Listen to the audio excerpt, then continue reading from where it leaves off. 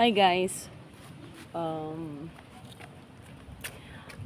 Medyo nainis lang kasi kami ng mga anak ko kasi napagkamalang kaming nagbibideo dito sa golf course. Actually, bawal ho talaga magbideo.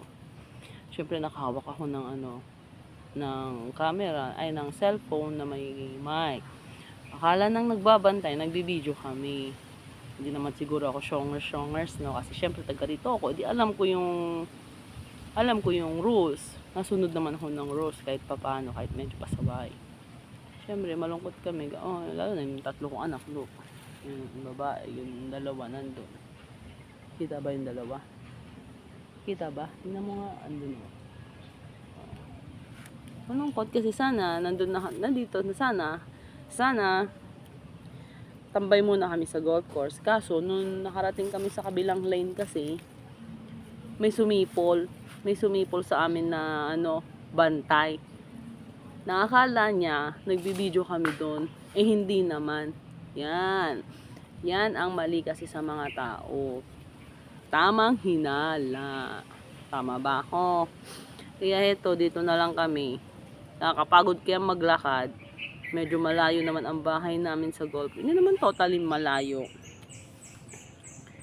Kaya nakaupo na lang kami dito sa may tabi. Pahinga muna. Excuse, ayan, inubo na ako. Pahinga muna. Kasi nga nakakapagod maglakad, diba? So, nagbibigyan ko lang itong tatlong anak ko, itong tatlong bunso. Ayan. Ayun.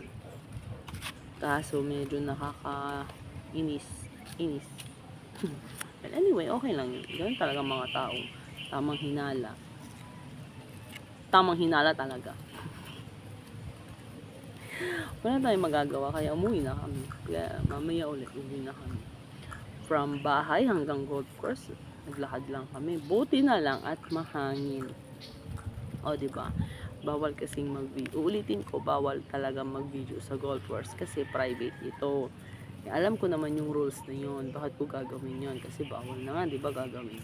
Hindi naman ako, ulitin ko ulit, hindi naman ako syong para gawin yun. O, diba? Nakakayamot lang. Minsan kasi pagka may nakita nang nakahawak ng cellphone na pataas-taas ang kamay, kala nagbibideo na. Yon, mali yun. Bagay, hindi na natin matatanggal sa tao yon. Sa panahon ngayon, hindi na natin matatanggal. Kaya next time, huwag na kasi magdala ng cellphone. Huwag na magdala ng cellphone at huwag nang pataas-taas ng kamay.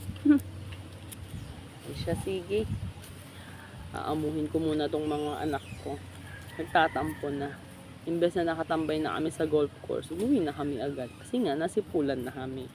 Nawala naman kami ginagawang offense, di ba? Nakatampo lang. Oh, siya. Bye!